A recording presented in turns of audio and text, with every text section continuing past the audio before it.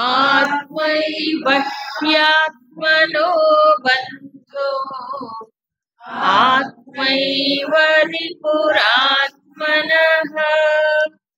బంధురాత్మాత్మనస్తస్య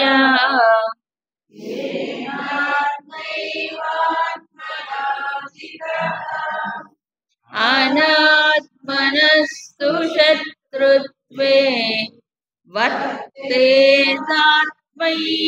శత్రువత్.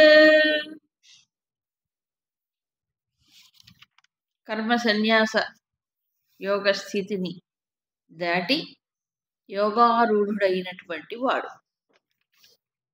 గురించి చెప్పాడు. యోగారూఢుడు అంటే ఒకసారి ధ్యానానికి ఆయత్తమైన చిత్తము కలిగిన వాడు అని అర్థం. ఆయత్తమైన చిత్తం అంటే ప్రిపేర్డ్, వెల్ ప్రిపేర్డ్ మైండ్ అని. ఎప్పుడు అంటే రెండు చెప్పారు. ఒకటి కర్మల గురించి కానీ, రెండు విషయాల గురించి కానీ మళ్ళీ వెనక్కి వెళ్ళకూడదు. ఇది ఒక టెస్ట్, యాసిడ్ టెస్ట్. ఇప్పుడు నేను ధ్యానించాలనుకున్నానండి, మంచిదే.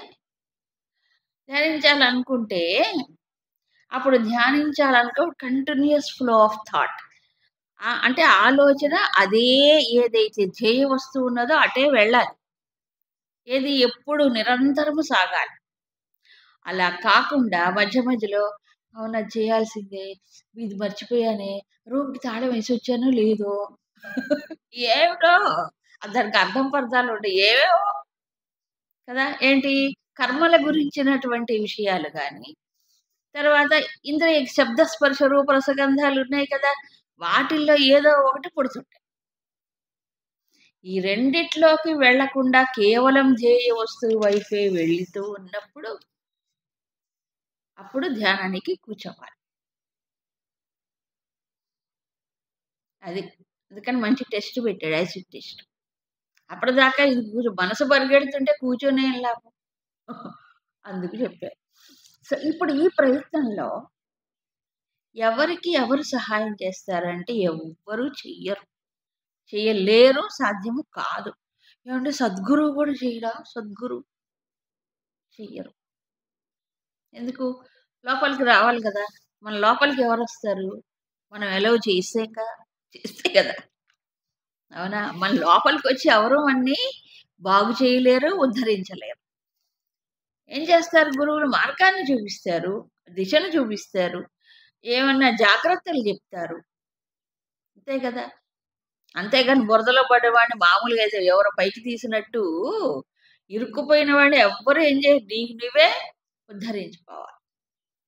ఇక్కడ చాలా స్పష్టంగా చెప్పారు, కొండ బద్దలు కొట్టినట్టు చెప్పారు. ఎందుకంటే ఈ రోజుల్లో గురువుల పేరుతో మరి చాలా చాలా మోసాలు కూడా జరుగుతున్నాయి. ఏమిటి సమాధి స్థితికి ఏకంగా తీసుకెళ్ళిపోతున్నారు. వాడు పొందుతున్నారు, వీడు తీసుకెళ్ళి. ధ్యాన స్థితే లేనప్పుడు సమాధి స్థితి ఎక్కడ కలుగుతుంది? కాబట్టి ఈ సాధనలో నీకు నీవే ప్రయాణం చెయ్యాలి. నీ లోపల ఎవరైతే పరమాత్మ ఉన్నాడో పరమాత్మ వైపు మళ్ళించినప్పుడు ఆటోమేటిక్గా అది కలుగుతుంది. అందుకని ఒక మాట చెప్పేవారు, ఈ ప్రయాణం ఎలాంటిదంటే గురుదేవుడు ఒక మాట చెప్తారు, alone to the alone, all alone. ఎంత మంచి మాట. ఎలోన్ అంటే నువ్వు ఒక్కడివే ప్రయాణం చేయాలి. ఎక్కడికి వెళ్ళాలి? టు ద ఎలోన్ అంటే ఏకాంతం, ఏకమైన తత్వం వైపు వెళ్ళాలి. ఆల్ ఎలోన్, నీకు ఎవరు తోడు రారు, తోడు నీడ ఎవరు ఉండరు అక్కడ. నువ్వు చేయి పట్టుకుని ఎవరు తీసుకెళ్ళరు. నువ్వు ఒంటరిగా వెళ్ళాలి, నీకు జంటగా ఎవరు రారు. ఏమంటే మనం జంటగా మెడిటేషన్ చేద్దామా? కుదరదు. మీరు ఎంత జంట అయినా ఎవరికి వాళ్ళే చేసుకోవాలి. ఎందుకు? ఎవరి మనసు వాళ్ళది, అవునా? ఎవరి సంస్కారాలు వాళ్ళవి. ఆత్మ ఒకటే, కానీ మిగతా ఏం ఒకటి కాదు కదా. అందుకు సో ఒంటరిగా ప్రయాణం చేయవాలి. అలాంటి ధీరుడే ఈ మార్గంలో ముందుకెళ్ళగలడు. కదా! అప్పుడేమన్నారు? ఉద్ధరేత్ ఆత్మానం ఆత్మనా క్లియర్‌గా చెప్పారు. నిన్ను నీవే ఉద్ధరించుకోవాలి. సో, ఆత్మానం, ఆత్మన అనే పదాలకి చాలా చాలా డిఫరెంట్ మీనింగ్స్ చెప్తారు. ఒకటి మనస్సు, ఆత్మ. ఆత్మన బుద్ధి చేత, వివేక బుద్ధి చేత. లేతే మానవుడిలో కూడా 2 పర్సనాలిటీస్ ఉంటాయి. 2 రకాలైనటువంటి వ్యక్తిత్వాలు ఒకే మనిషిలో. ఎలాగంటే మనిషిలో మిక్స్చర్ కదా! అంటే మిశ్రమం గదా! మానవ జన్మ. పుణ్య పాపాల మిశ్రమం గదా! అందుకని మనిషిలో పుణ్య సంస్కారాలు వస్తాయి. పాప సంస్కారాల యొక్క ప్రభావం గూడా ఉంటుంది. సో, పాప సంస్కారాల ప్రభావం చేత రజోగుణపూరితమైనటువంటి ఆలోచనలు పుడుతూ ఉంటే, పుణ్య సంస్కారాల ప్రభావము చేత సాత్వికమైనవి కదా! అలాంటి శాస్త్రపరం, దైవపరమైనటువంటివి అలాంటివి కలుగుతూ ఉంటాయి. ఈ ప్రేరణలు గాని, ఆలోచనలు గాని. అవునా? ఈ సాత్వికమైన మరి మంచి సంస్కారాలు ఏం చేస్తాయంటే మన్నెప్పుడూ కూడా లక్ష్యం వైపు మళ్ళిస్తాయి. అంటే నేను ఇలా ఉండాలి, ఇది సాధించాలి, ఈ రకంగా నేను జీవించాలి కదా! నా లక్ష్యం ఇది అని అడ్డు తిప్పుతాయి. అంటే ఒక ఆదర్శం వైపు తిప్పుతాయి మనని. లక్ష్యం వైపు తిప్పుతాయి. ఈ పాప సంస్కారాలు ఏవైతే డిపాజిట్స్ ఉంటాయో, ఇవన్నీ ఫిక్స్డ్ డిపాజిట్లండి. హ్మ్. ఇవేం చేస్తాయి మనిషిని దానికి వ్యతిరేకంగా లాగుతాయి. వేటికి? నా లక్ష్యం, నా గమ్యం ఏదైతే ఉందో, నేనెలా ఉండాలనుకుంటున్నానో, ఏం చేరాలనుకుంటున్నానో, ఏం చెయ్యాలనుకుంటే వాటికేం చేస్తే వ్యతిరేకంగా లాగుతాయి. ఇదేమో ఆదర్శం, ఇదేమో ఉన్న పరిస్థితి. బుద్ధేమో ఉన్నత స్థితికెళ్ళాలని కోరుకుంటుంది. ఈ ఇంద్రియాల మనస్సు ఏమవుతుంది? ఏం చేస్తావు? ఉన్నత స్థితి కాదు. ఇగో ఇదిరా ఉన్నది గానీలే ఇప్పుడు ఇలా ఉందాం అనుకో. అంటే ఇలా ఇలా లాగుతూ ఉంటది. సో, అప్పుడు 2 లేవా మళ్ళా? స్ప్లిట్ ఉంటుంది తప్పదు. సో, ఒకటేమో పైకి చూపిస్తది, ఒకటేమో కిందకి లాగుతాం. ఈ రెండిటి మధ్యలో ఎప్పుడు ఏముంటుంది? Tug, tug of war. So, ఇప్పుడు 2 ఫోర్సెస్ ఒకే మనిషిలో ఉన్నాయి. అందరూ పూర్తిగా మంచివాళ్ళు గారు, అందరూ పూర్తిగా చెడ్డవాళ్ళు గారు. 2 రకాలుంటాయి. ఇప్పుడు ఏదైతే మనని పైకి తీసుకువెళుతుందో, ఏ బుద్ధయితే, ఏ వివేక బుద్ధయితే, దానికి అనుగుణంగా ఇది పనిచేయాలి. ఏది? ఈ కిందది. ఏ కిందది? మనస్సు, ఇంద్రియాలు, ప్రపంచం వైపు వెళ్ళేటువంటిది ఏమవ్వాలి? ఆ పైకి వెళ్ళేటువంటి దానికి శరణాగతి పొందాలి. సరెండర్ అవ్వాలి. సహకరించాలి. అవునా కాదా? పతికి సతి సహకరించకపోతే ఏం చేస్తాడు చెప్పండి? అవునా కదా! ఏమీ చేయలేడు. అలాగే ఈ బుద్ధి మనకో లక్ష్యం నిర్ణయించి శాస్త్రానికి అనుగుణంగా ఆలోచనలు అటు పోతూ ఉంటే, ఇవి లాగకుండా ఉండాలి. లాగకుండా ఉండాలంటే ఏం చేయాలి? దీనికి ఒబీడియంట్‌గా బుద్ధి చెప్పినట్టుగా, శాస్త్రం చెప్పినట్టుగా ఆలోచనలు ఇటు రావాలి. అవునా కాదా? అదే ఉద్ధరించుకోవడం అంటే. అలా కాకుండా ఇది రివర్స్‌లో పోయిందనుకోండి బండి. రివర్స్‌లో పోవడం అంటే మనస్సు, ఇంద్రియములు, బాహ్య దృష్టి కలిగి ఉండి అవునా కదా! అప్పుడు ఇంద్రియాలు మనసుని లాగితే మనసు బుద్ధిని లాగితే ఎటు పోతుందది? ఇటు బురదలో పడుతుంది. అలా పడటమే తన్ని తాను దిగజార్చుకోవడం. అవునా? ఇది ఎప్పుడూ ఉండాలి ఈ ప్రయత్నం. ఏవండీ వారానికోసారి చేస్తే చాలా. మనది సండే రిలిజియన్, ఫ్రైడే రిలిజియన్ కాదంటారు గురుదేవులు. మనది ఎప్పుడూ ఏమిటి all days Sunday, Monday, Tuesday, Wednesday అన్ని రోజులు ఎప్పుడూను అలర్ట్‌గా ఉండాల్సిందే. అవునా? నా అధః గమయేత్ నిన్ను నీవు దిగజార్చుకోకు. ఎలా దిగజార్చుకుంటానని నేను? అంటే నువ్వు ఎటు పోతున్నావు? ఏదైతే సాధనకు భంగకరమో అటువైపు ఇంద్రియాలు లాగుతుంటే, మనసు పోతుంటే, బుద్ధి కూడా దానికి సహకరిస్తే ఎట్లా? బుద్ధి ఒకటి ఉందిగా. దానికో జ్ఞానం ఒకటి ఉందిగా. మరి దాన్ని ఉపయోగించుకోవాలిగా. నువ్వు మనసు చెప్పినప్పుడు తైతక్కలాడతావా? ఇంద్రియాలు 5 రకాలు రాకుతుంటే అటుపక్క పోతావా? కదా! కానీ నా ఆత్మానం అవసాదయేత్ కదా! దీంట్లో. చెప్పి తర్వాత ఇంకో మాట చెప్పాడు. ఆత్మయేవ ఆత్మనః బంధువు ఆత్మయేవ రిపుః ఆత్మనః. తన లక్ష్యం నిర్ణయించుకున్న తర్వాత, ఒక ఉన్నతమైన లక్ష్యాన్ని పెట్టుకున్న తర్వాత సహకరించకపోతే మనస్సు, తనలో ఉండే ఈ చిన్న మనసు ఉంటుందే, ఇది బుద్ధి లేని మనస్సు, విషయాల వైపు వెళ్ళేది, ప్రాపంచిక దాని వైపు వెళ్ళి అది ఏం చేస్తుంది? ఎదురు తిరుగుతుంది, సహకరించదు కదా. అలా సహకరించకపోతే ఏమవుతుంది? అది శత్రువే. ఎక్కడున్నాడు శత్రువు ఇప్పుడు?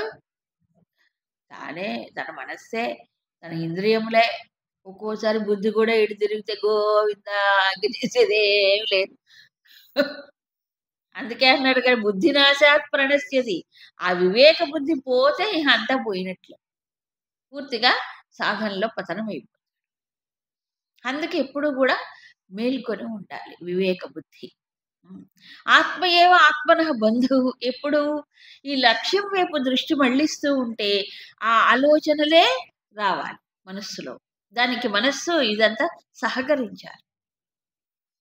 ఎప్పుడైనా ఎవరైనా ఒక ఆదర్శం ఉన్నంత మాత్రం చేత గొప్పవాళ్ళు కారండి. ఆదర్శాలు అందరికీ ఉంటాయి, చిన్నదో పెద్దదో. కానీ దానికి అనుగుణంగా ఈ మనస్సు, ఈ ఇంద్రియములు, ఈ లోయర్ పర్సనాలిటీ ఉంది కదా, ఇది సహకరించాలి, కోఆపరేట్ చేయాలి, దాని అనుగుణంగా వెళ్ళాలి. అలా వెళ్ళకపోతే ఏమవుతుంది? ఇవన్నీ దీనికి అనుగుణంగా ఇటుపోతుంది బుద్ధి. అప్పుడేం జరుగుతుంది? ఏమీ లేదు, అది శత్రువులాగే. ఇప్పుడు మనకి ఎప్పుడు ఎదురు తిరిగే వాళ్ళు ఉంటారు అనుకోండి, మామూలు బయట ప్రపంచంలో ఏం చెప్పినా ఒప్పుకోరండి, ఎప్పుడు ఎదురు తిరుగుతుంటారు. అట్లాంటి వాళ్ళు ఉంటే మనసు ఎట్లా అనుకుంటుంది? ఏమనిపిస్తుంది? అన్నిటికీ దేనికి ఒప్పుకో అనుకోదా మనస్సు? ఆ ఒప్పుకుంది ఇక్కడే ఉంది, బయట కాదు, ఇక్కడే ఉంది, అది మనస్సే. అవునా? సో లోయర్ హయ్యర్, మనలోనే ఉన్నతమైన మనస్సు ఉంది, మనలో ఒక అధమమైనటువంటిది కూడా ఉంటుంది. అధమం అంటే ఏంటి?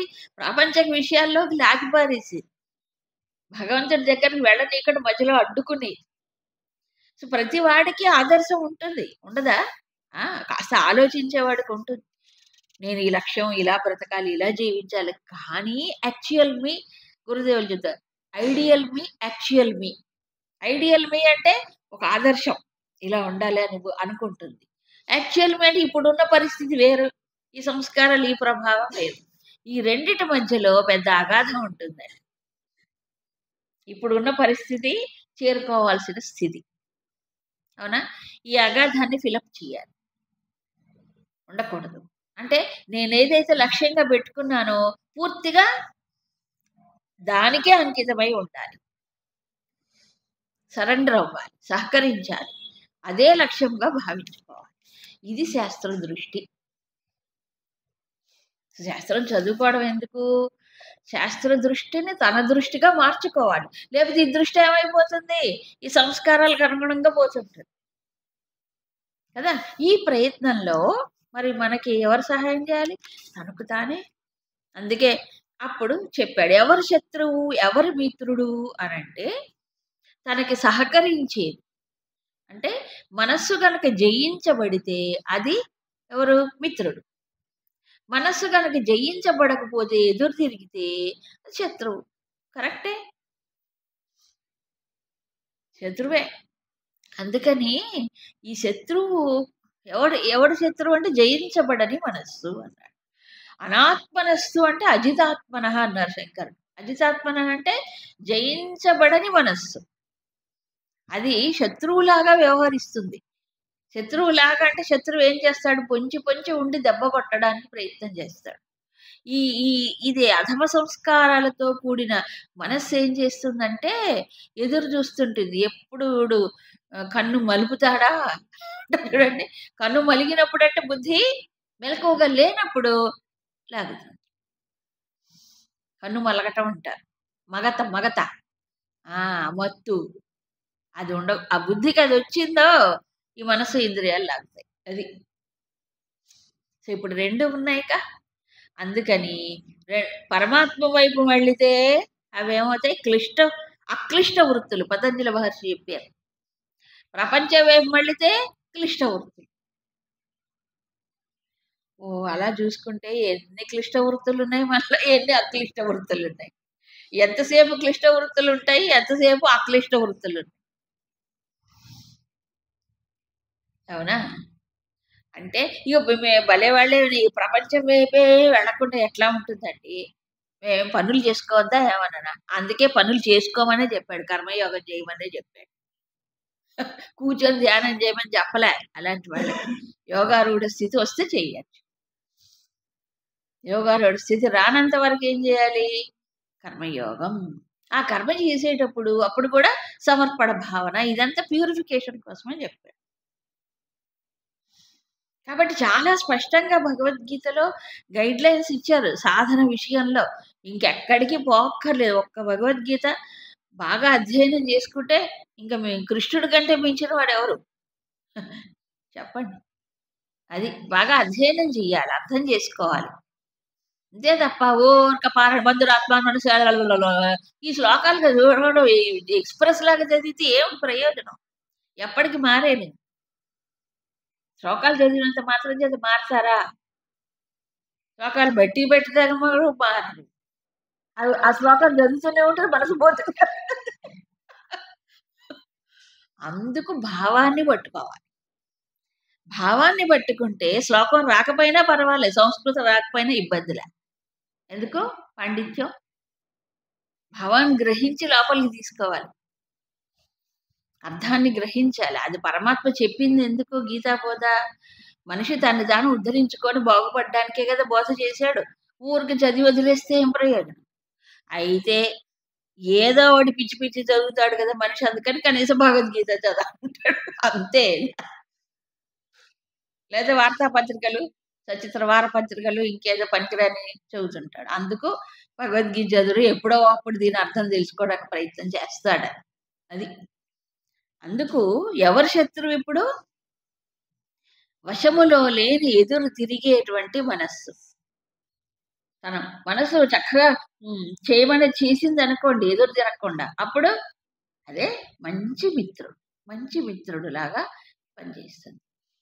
Very good. ఇప్పుడు తర్వాత శ్లోకాల్లో ఈ సామ్య స్థితి పొందినటువంటి వాడు. యోగారూఢుడు అని చెప్పాం కదా! సో, యోగారూఢుడు ఎలా ఉంటాడు? దాదాపు కొంచెం స్థితప్రజ్ఞ లక్షణాలకి సిమిలర్‌గానే ఉంటాయి. 7వ శ్లోకం. జితాత్మనః ప్రశాంతస్య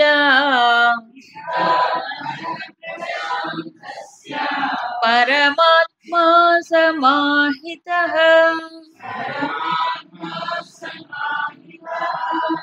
శీతోష్ణ సుఖ దుఃఖేషు తథా మానవమానయోః.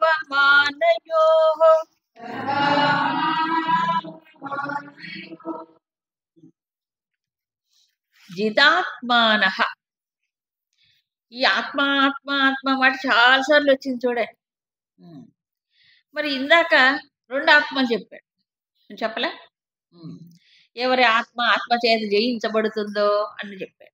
ఇక్కడ జితాత్మానః అంటే జయింపబడిన ఆత్మ.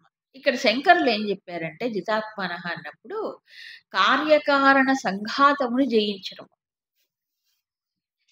ఏం లేదు కార్యకారణం అంటే. ఇప్పుడు చూడండి, సూక్ష్మ శరీరం, స్థూల శరీరం, ఇంద్రియాలు ఇవన్నీ ఉన్నాయి కదా. మనదంతా కాంప్లెక్స్ పర్సనాలిటీ. అంటే ఎన్నో అంశములు ఒక చోట కూడి ఉన్నాయి. అవునా? కారణ శరీరంలో సంస్కారాలు, సూక్ష్మ శరీరంలో ఆలోచనలు, భావములు, ఇవన్నీ జ్ఞాపకాలు. తర్వాత స్థూల శరీరంలో ఇంద్రియాలు, అంటే ఇంద్రియాలు స్థూల శరీరం ద్వారా పనిచేస్తుంటాయి. ఇవన్నీ సంఘాతం అన్నారు. సంఘాతం అంటే అనేకమైనవి కాంపోనెంట్స్ ఒక్క చోట కూడినప్పుడు దాని సంఘాతం, అసెంబ్లేజ్. మనదంతా సంఘాతమే, అనేకం ఉన్నాయి దీంట్లో. ఇవన్నింటినీ కూడా వశంలో పెట్టుకున్నాం. అన్నీ అంటే మనసు కానీ, ఇంద్రియములు కానీ, శరీరము కానీ, ఆ పైన సంస్కారములు కూడా. సంస్కారముల ప్రభావం ఉన్నా కూడా వాటిని ఏం చేస్తున్నాడు? పట్టించుకోడు. ఎందుకంటే పరమాత్మ సమాహిత. అది సమాహిత చిత్తము కలిగిన వాడు. సమాహితం అంటే అదే తానుగా తాదాత్మ్యం చెందటం. దాంట్లోనే పూర్తిగా లగ్నము, నిమగ్నము చేయటం. దేంట్లో? పరమాత్మ. సో, పరమాత్మలోనే మనస్సు పూర్తిగా లీనము, లగ్నము చేసినప్పుడు, అప్పుడు ఆయన కంటే వేరు అనే భావన ఉండదు. ఆ ఏకత్వం లేక తాదా. లేపోతే ఏమవుతుంది? పరమాత్మ నీకు నమస్కారం అంటాం ఈజీ. అవునా? ఆ పరమాత్మయే కంటే తాను వేరు కాదు. పూర్తిగా దాంట్లో ఉంచటం అంటే ఏంటి అర్థం? సమాహితః. సమాహిత చిత్తం. చిత్తము ఉంచటం అంటే ఏంటి? అది ఉన్నప్పుడు మళ్ళీ వే వేరుతనం, అన్యభావం రాకుండా ఉంటాం. అంతే కదా! అన్యభావం రాకుండా ఉండటం అంటే అప్పుడు తానేమవ్వాలి? అదే శంకరులు చెప్తారు. సాక్షాత్ ఆత్మభావేన వర్తతే సమాహితః అన్నప్పుడు. పరమాత్మ సమాహితః అన్నప్పుడేంటి? ఆ పరమాత్మ ఆత్మరూపుడై ఉన్నాడు. మరి దేహేంద్రియ ఇదంతా ఇవన్నీ ఏమిటి సెటప్? వీటికి వేరైనాడు అని అర్థం. జితః అంటే ఏంటి? వేరయ్యాడు. వాటికి లొంగట్లే. వాటికి లొంగట్లే. వాటికంటే వేరుగా ఆత్మ ఉంది కదా! మనకి ఆత్మబోధలో శంకర్లు చెప్తారు. ఇవన్నీ ఘటపట ఇవన్నీ ఇదేంటి దేహం, ఇంద్రియాలు ఇవన్నీ ఏమిటట? కేవలం జడమైనవే. వీటిని ప్రకాశింపజేసేది లోపల ఉండే చైతన్యం. ఈ ప్రకాశింపచేసే చైతన్యము ప్రకాశించబడే వాటికి లొంగి ఉంటుందా? ఉంటుందా? ఉండదు. ఈ జడం ఏం చేస్తాయి? ప్రకాశాన్ని ఏం చేయలేవు. కాబట్టి పరమాత్మ లోపల ప్రకాశ రూపుడై ఉన్నప్పుడు, చిత్తము దాంట్లో లీనము చేసినప్పుడు ఈ జడమైనవన్నీ ఏం చేస్తాయి? తాను ప్రకాశ రూపుడై ఉన్నాడు. దానికి లొంగటం లేదు. అంటే ప్రవర్తకుడు కాదు, వశుడు కాడు. వేరుగా ఉంది. చిత్తం ఇక్కడ ఉంది కాబట్టి. ఓహ్! అప్పుడు శీతోష్ణ సుఖదుఃఖేషు తథా మానవ మానయోహో వీటి విషయంలో ఎలాగుంటాడు అప్పుడు ఆయన? సమంగా ఉంటాడు. అది సమాహిత చిత్తం అంటే ఎప్పుడైతే పరమాత్మ దృష్టిలో లీనమైందో ఇవన్నీ ఏమవుతున్నాయి? ఈ బాహ్యమైనటువంటి ద్వంద్వాలన్నీ కూడా ఆయన సమంగా స్వీకరిస్తాం. సమంగా స్వీకరించడం అంటే వస్తాయి. ఎందుకంటే ఆయనే ప్రపంచంలోనే ఉంటాడు కదా! ఈ ఇంద్రియములు, ఈ శరీరం ఇవే కదా ఉండేవి. రాకుండా ఎలా ఉంటాయి? శీతోష్ణాలుంటాయి, సుఖదుఖాలుంటాయి. మానవులు అందరికీ ఉంటాయి ప్రపంచంలో. ఏ ఈయన గొప్పవాడైనమా అందరూ వచ్చి పూలదండలేసి చప్పట్లు కొడతారు. ఏం కొట్టరు. ఎందుకంటే వాళ్ళకి తెలీదు ఈ జ్ఞాన స్థితి ఏంటో.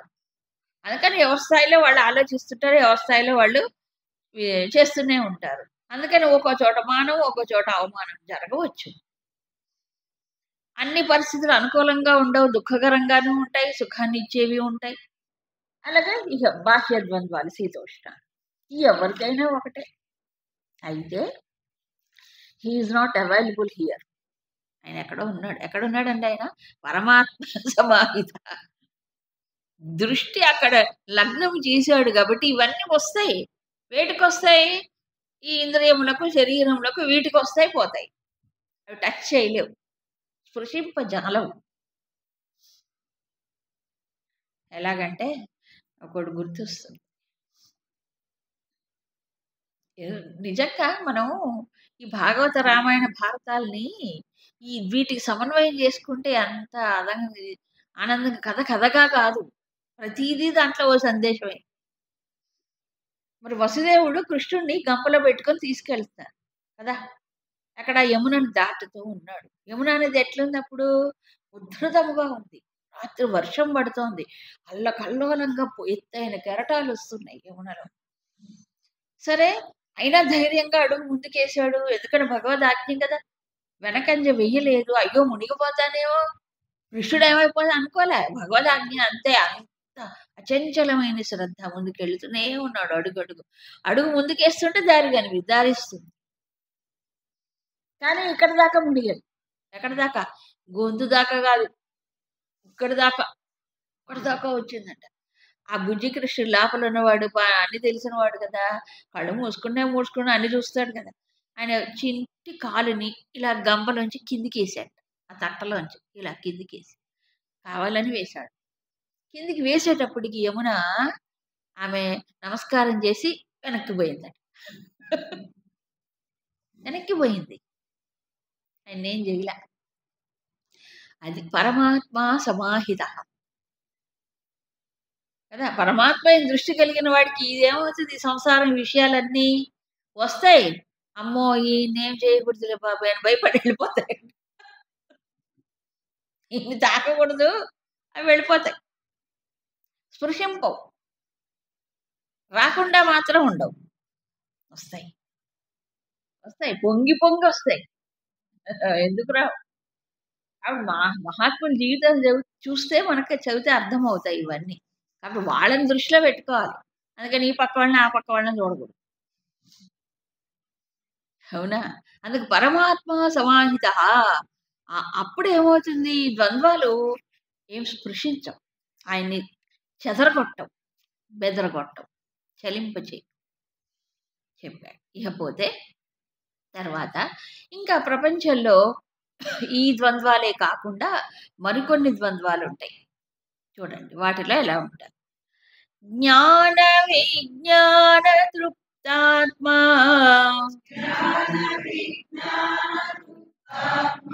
కూటస్థో విజితేంద్రియః యుక్త ఇత్యుచ్యతే యోగి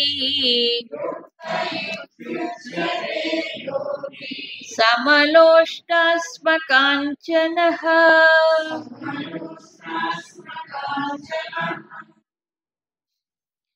జ్ఞాన విజ్ఞాన తృప్తాత్మ. ఈయన ఒక తృప్తిలో జీవిస్తాడు. దేనితో తృప్తి పడతాడు ఆయన? జ్ఞానముతోనూ విజ్ఞానముతోనూ తృప్తి. జ్ఞానం అంటే శాస్త్రజ్ఞానం. శాస్త్రజ్ఞానం బాగా అవగాహన చేసుకోవటంలో ఒక సాటిస్ఫాక్షన్. విజ్ఞానం అంటే ఏదైతే శాస్త్రం చెప్పిందో దాన్ని అనుభవపూర్వకంగా తెలుసుకున్నప్పుడు అది విజ్ఞానంగా మారుతుంది.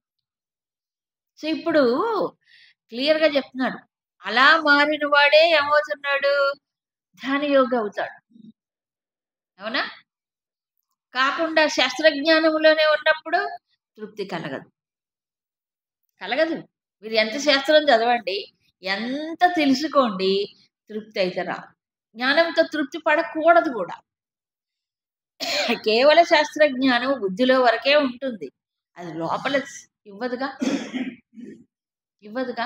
పైన పనిచేస్తుంది, కానీ అనుభవం రావాలంటే అది విజ్ఞానంగా మారాలి. సో ఈయన ఎవరప్పుడు శాస్త్రజ్ఞానముతో అనుభవ జ్ఞానముతో తృప్తి పడినవాడు. సో రెండు. అలాంటి మహాత్ముడు కూటస్థ విజిత ఇంద్రియ. విజితేంద్రియ అంటే తెలుసు, ఇంద్రియములను బాగా వశంలో పెట్టుకున్నవాడు. కూటస్థ. కూటస్థ అంటే కూటస్థ అంటే ఏంటి, కదలకుండా ఉన్నవాడు. ఈ కూటం అనే దానికి ఒక ఎగ్జాంపుల్ చెప్తాడు గురుదేవ్. కూటస్థ అనే విషయం చాలా భగవద్గీత 2-3 చోట్ల వస్తుంది. కంసాలి నగల్ని చేసేటప్పుడు ఏం వాడతాడు, ఒక ఇన్స్ట్రుమెంట్, దాగలి అంటాడు తెలుగులో. కంసాలి నగల్ని ఇలా మారుస్తాడు కదా, ఆభరణాలుగా మలిచేటప్పుడు ఒక చిన్న సుత్తి లాంటివి ఏవో పరికరాలు వాడుకుంటాడు మలుచుకోవడానికి, చేయడానికి.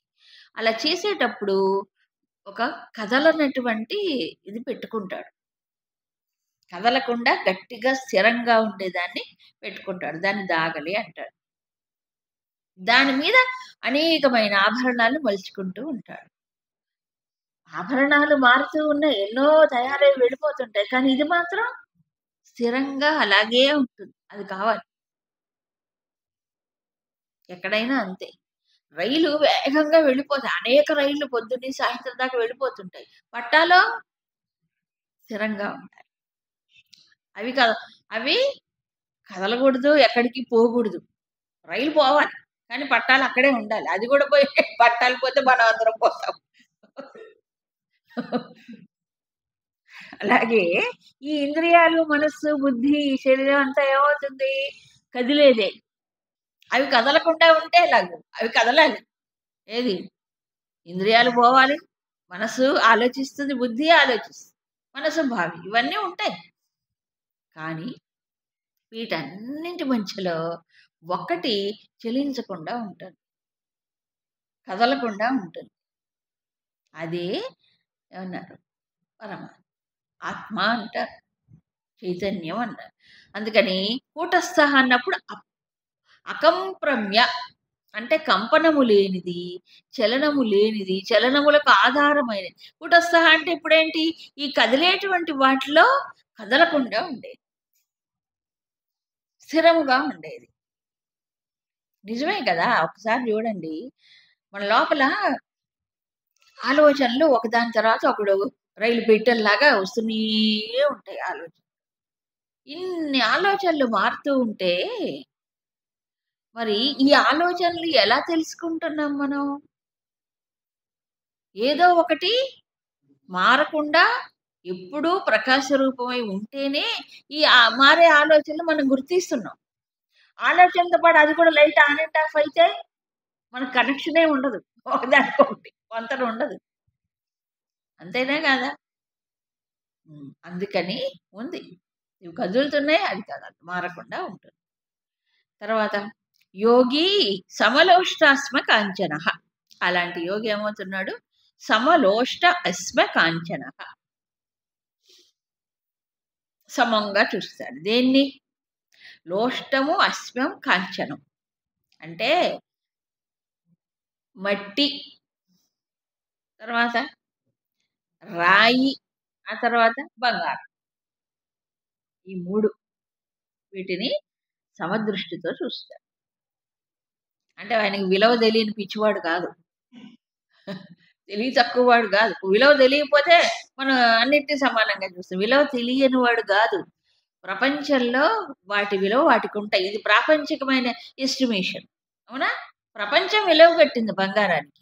ఎవరు విలువ కట్టాడు? బంగారం చెప్పుకుందా నేను ఇంత ఖరీదని? చెప్పుకుందా? అది కూడా మట్టిలోంచి వచ్చిందే. దానికి విలువ మన మానవుడు ఇచ్చాడు, దాని యొక్క దీన్ని బట్టి, అవునా, యూటిలిటీని బట్టి ఇచ్చాడు, అంతే. అవునా కాదా? అప్పుడు బాహ్యంగా చూసినప్పుడు బాహ్య దృష్టితో ఏమిటి? వేరువేరే, మట్టి మట్టే, రాయి రాయే, బంగారం బంగారమే. అవి సమం ఎలా అవుతాయి? కావు, బాహ్య దృష్టితో. అవునా? వ్యవహారంలోకి వచ్చేటప్పటికి ఎవరైనా మట్టిని బయట పెడతాడు, చెత్త ఉన్నా కూడా తీసి బయట పారేస్తాడు మట్టిని.